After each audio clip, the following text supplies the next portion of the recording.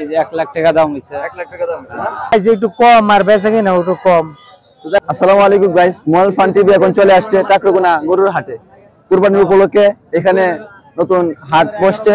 তো আমরা আপনাদেরকে দেখাবো যে কিরকম মানে বিক্রি হচ্ছে। আমরা ক্রেতাদের সাথে আমরা কথা বলবো, কথা বলে দেখবো কিরকম বিক্রি হচ্ছে, আবার কিরকম গরু আসছে সবাইকে দেখাবো আর কি। ইতিমধ্যেই আমরা একজন হুজুরকে পাইলাম। তো হুজুর গরু নিয়ে আসছে। হুজুর গরু নিয়ে আসছেন নাকি? জি, গরু নিয়ে আসছি সকালে। এই যে গরু, হুজুরের গরু। যাই হোক, কিরকম বাজার কিরকম আছে এখন? মোটামুটি ভালোই। আজকে প্রথম এদিকের মধ্যে আজকে প্রথম বাজার শুরু হয়েছে। তো দেখা যাক, এখনো গরু বিক্রি হয় নাই, দামাদামি চলতেছে। কিরকম হয়েছে আপনাদের গরুর দাম, বা দাম কি বেশি, মানে কিরকম আছে গরুর দাম বাজারে? তেমন বেশি নাই, আজকে তো বাজার শুরু। তো আমরা 1,30,000 দাম চাইতেছিলাম। আচ্ছা আচ্ছা, লাখের মতো উঠছে আর কি। 1 লাখের মতো হয়েছে। যাই হোক, আমরা টাকরুগোনা হাটে চলে আসলাম, একজন হুজুরের সাথে সাক্ষাৎ নিলাম। এই গরুটা 1 লাখ টাকা দাম হয়েছে। তো নেক্সট আমরা ইতিমধ্যেই আমরা আরেকজন ভাইকে পাইলাম। তো ভাইয়ের কাছে জিজ্ঞাসা করবো যে গরুর দাম কিরকম হইতেছে, বা গরুর দাম চড়া বা কিরকম। ভাই গরু নিয়ে আসছেন না? কোন গরুটা আপনার? এইটা আর এই গরুটা। এই গরুটা কিরকম দাম হয়েছে ভাই? দাম হইতেছে 1,20,25। এই যে গরুটা 1,20,000। তো বাজার অবস্থা কেমন? বাজার সুবিধা না বেশি। বাজারে গরু কিরকম আসছে? গরু আইছে একটু কম আর বেচা কিনা একটু কম। তো যাই হোক, আমরা টাকরুগোনা বাজারে আসলাম। আসার পরে দেখলাম যে এখানে গরু বেশি আসে নাই, এবং পরবর্তী বাজার মানে ভালো যাবে আর কি। পরবর্তী নেক্সট টাইম বাজার মানে ভালো যাবে এবং গরু দেয়।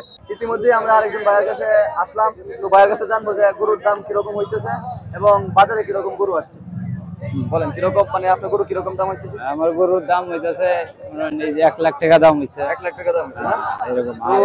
তো গরু বাজারে কিরকম আসছে? গরু আপাতত গরু কম আসছে আজকে বাজারে। মানে দূরে থেকে মনে হয় আসে নাই? না, দূরে বাজার তো আরো আছে। ওই যে আপনারা দেখতে পাচ্ছেন যে দূরে থেকে কোনো গরু আসে নাই, একবারে বাজারে কম গরু আসছে।